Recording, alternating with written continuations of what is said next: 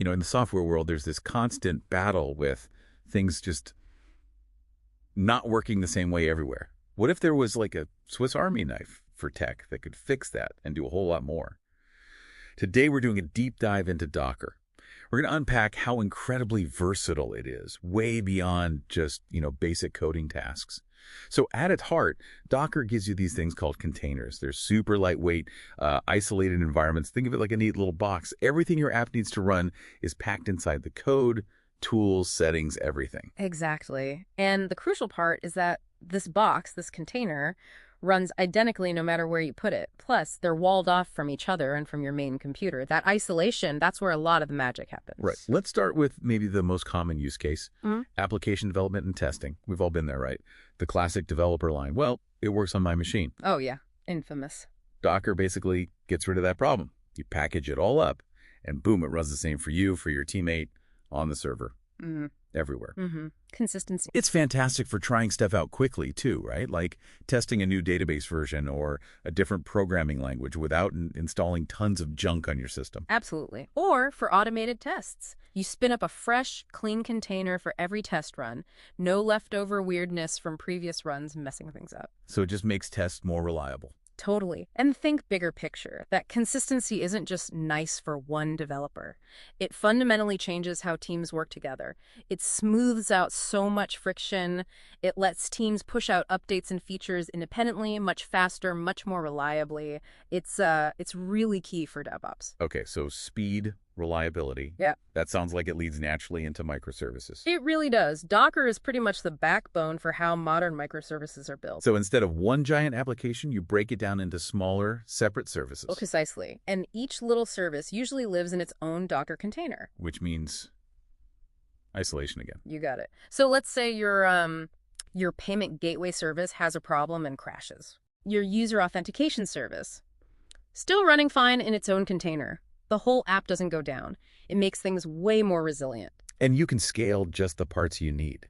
If suddenly loads of people are browsing products, you just add more product catalog containers. Exactly that. You scale just that service. It's so much more efficient with resources compared to scaling a whole monolith. That modular approach seems like a game changer for big, complex systems. It really is. Flexibility, resilience, efficiency. It forces you to think differently about building software. Now, here's something maybe less obvious. Docker can actually help with legacy applications, old stuff. Yeah, this is a surprisingly powerful use case. Lots of companies have critical software that's, well, ancient. It might depend on an old operating system or really specific outdated libraries. Hard to run on new servers. So Docker lets you sort of time capsule them. That's a great way to put it. You basically wrap up the old application with all its old dependencies, maybe even a minimal version of its old OS inside a container. Like putting an old, treasured car in a shiny, new, efficient garage. Huh. Yeah, kind of like that. It makes it much, much easier and safer to move these vital old systems onto modern hardware or into the cloud. Without having to rewrite the whole thing, which can be incredibly expensive and risky. Huge cost savings, definitely, and less risk. Though you still need to think about security for those older bits inside the container, of course, but it extends the life of critical systems. Okay, let's bring this home to maybe someone just learning or experimenting. How does Docker help with isolating services and experimentation? Oh, it's fantastic for this. It's like the ultimate safe playground. So, say you want to mess around with, rooting an Android phone, but you don't want to risk your actual phone. Perfect example. You can run an Android emulator inside a Docker container. Go nuts, try things out. If you completely break it, just delete the container. Exactly. Toss it. Your main computer is totally untouched. Start fresh instantly. Or spinning up a quick database for a side project. Yeah. Need Postgres for an hour. Docker run Postgres. Use it. Docker RMM. Gone. Clean.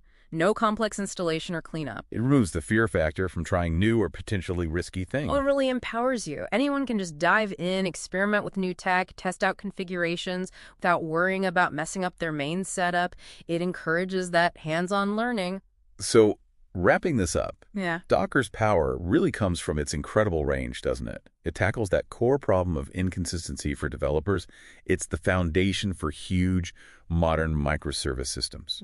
It gives a new lease on life to vital old applications. Right. And maybe most importantly for many of us, it provides that safe sandbox, that perfect environment to just learn and explore without consequences. Yeah, it's a really fundamental tool these days. It makes you think, doesn't it? When you can create, destroy, and recreate entire computing environments that easily, what could you do with that? What project that seemed too complicated or what skill you wanted to learn suddenly becomes possible because Docker makes it safe and easy to just try.